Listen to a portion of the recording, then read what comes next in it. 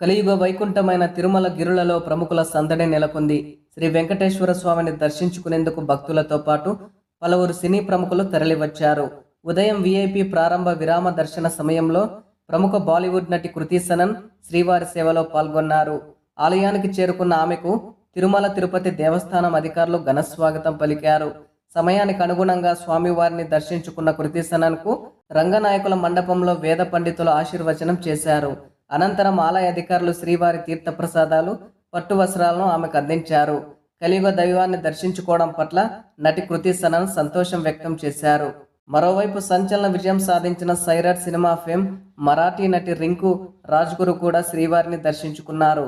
VIP break దర్శనంలో స్వామివారిని దర్శించుకుని మొక్కులు చెల్లించుకున్నారు. వీరికి కూడా ఆలయ పండితులు వేదాశీర్వచనం అందించారు. తిరుమలలో సెలబ్రిటీల రాకతో ఆలయ పరిసరాల్లో సందడి వాతావరణం నెలకొంది.